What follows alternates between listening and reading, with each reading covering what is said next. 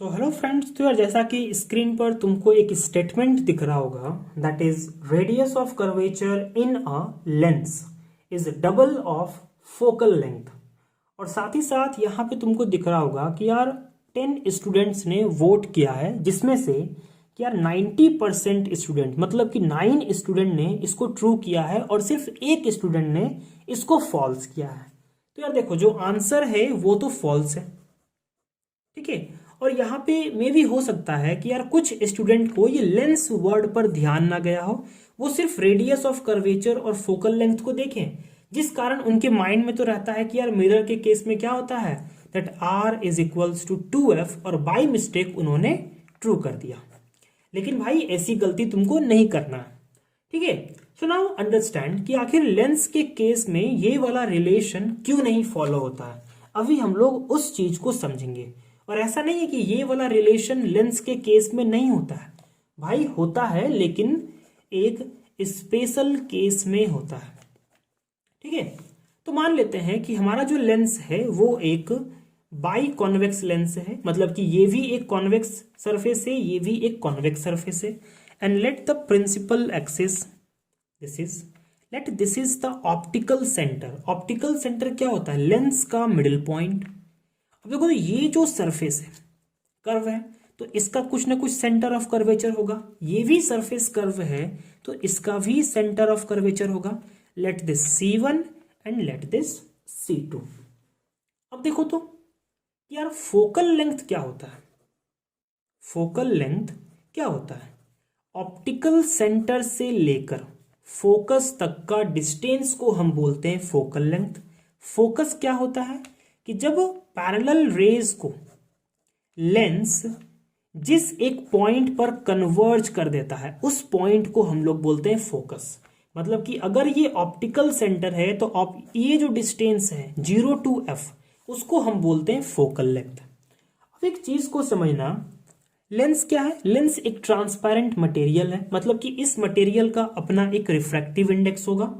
तो मान लो अगर ये N2 है, दैट इज डेंसर मीडियम, और इधर तुम्हारा N1 है, दैट इज रेयरर मीडियम। तो यार किसी भी रे को, मान लो अगर कोई एक रे ऐसे आ रहा है, अब इस रे को ये लेंस कितना बेंड करेगा, वो किस पे डिपेंड कर रहा है? भाई वो इसके रिफ्रैक्टिव इंडेक्स पर डिपेंड कर रहा है कि वो इसको कितना बेंड करेगा, ठीक है, कितना बेंड करेगा। तो अगर मान लो रिफ्रैक्टिव इंडेक्स बहुत ज्यादा है, तो भाई उसको वो ज्यादा बेंड करेगा।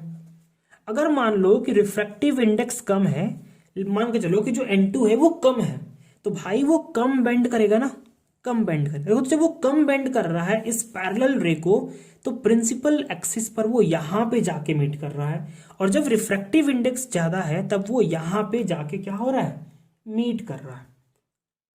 और पैरेलल रे को प्रिंसिपल एक्सिस की जिस पॉइंट के थ्रू पास करते हैं, उसको हम बोलते हैं फोकस।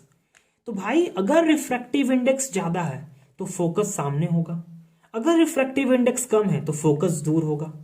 तो पहला चीज तो क्लियर हो गया कि जो फोकल लेंथ है वो सिर्फ और सिर्फ भाई रेडियस ऑफ कर्वेचर पे नहीं डिपेंड कर रहा है, वो तुम्हारा किस पे डिपेंड कर रहा है, रिफ्रैक्टिव इंडेक्स पर भी। तो यहां से तो एकदम क्लियर है कि ये वाला जो स्टेटमेंट है भाई वो फॉल्स होगा, ठीक है, ये स्टेटमेंट फॉल्स होगा, ठीक है। लेकिन एक स्पेशल केस आता है जहां पे ये स्टेटमेंट भी ट्रू होता है, लेकिन सिर्फ एक केस पे, वो हम लोग बाद में समझेंगे।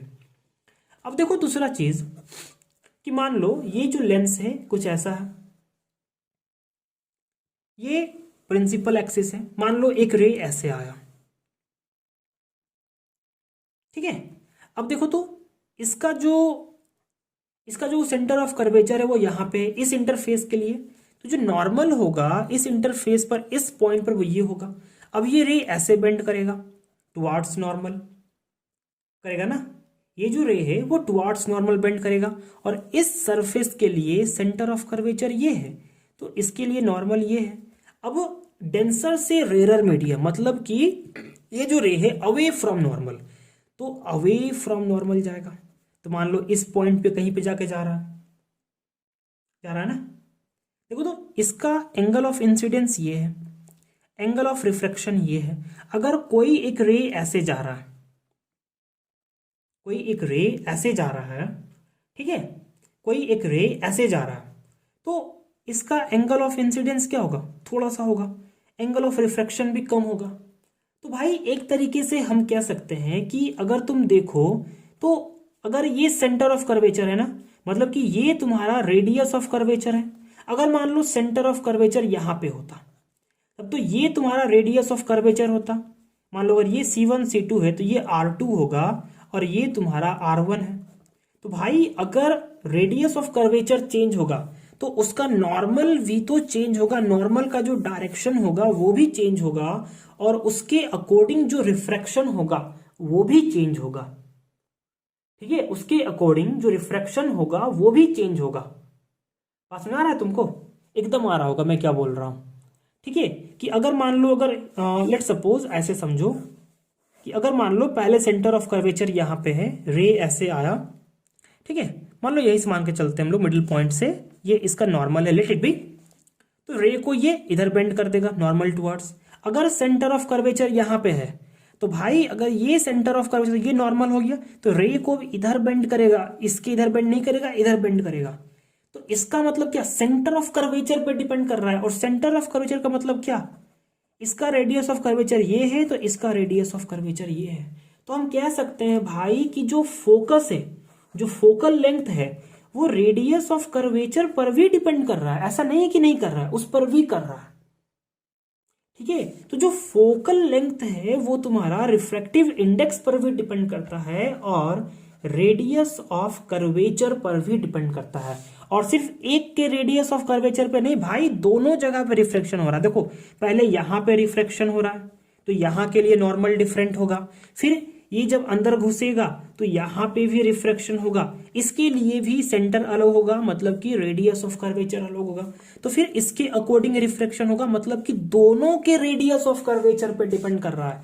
मतलब कि focal length refractive index of material पे डिपेंड कर रहा है, radius of curvature of one surface पर डिपेंड कर रहा है और द अदर सरफेस के रेडियस ऑफ कर्वेचर पर भी डिपेंड कर रहा है। इसलिए हम डायरेक्टली ये नहीं कह सकते कि जो फोकल लेंथ है दैट इज R/2। लेकिन लेंस मेकर्स फॉर्मूला जब हम लोग पढ़ेंगे या तुम जो पढ़े होगे उस फॉर्मूला को देखे होगे तब तुमको समझ में आएगा कि एक स्पेशल केस होता है जहां पे अगर हम रिफ्रैक्टिव इंडेक्स को 2 ले लें और R1 इक्वल्स टू R2 ले लें, उस केस में हम लोग कह सकते हैं कि focal length is equals to R/2। अगर R1 R2 R के बराबर है और रिफ्रैक्टिव इंडेक्स 2 है तो उस केस में सिर्फ ये रिलेशन आता है, बात बाकी और कोई केस में नहीं आता है। ठीक है, सो ये रहा इस चीज का आंसर। तो अभी तुम लोग को समझ में आ गया होगा। जो 9 लोगों ने गलती किया है भाई वो लोग अच्छे से देख लो, समझ लो कि क्या तुमने मिस्टेक किया, तुमने इस लेंस वर्ड को ध्यान नहीं दिया या फिर इसको ध्यान देते हुए भी तुमने अंदाजे टिक मार दिया कि भाई ट्रू होगा। तो ऐसा नहीं होता है। ठीक है, so thank you so much.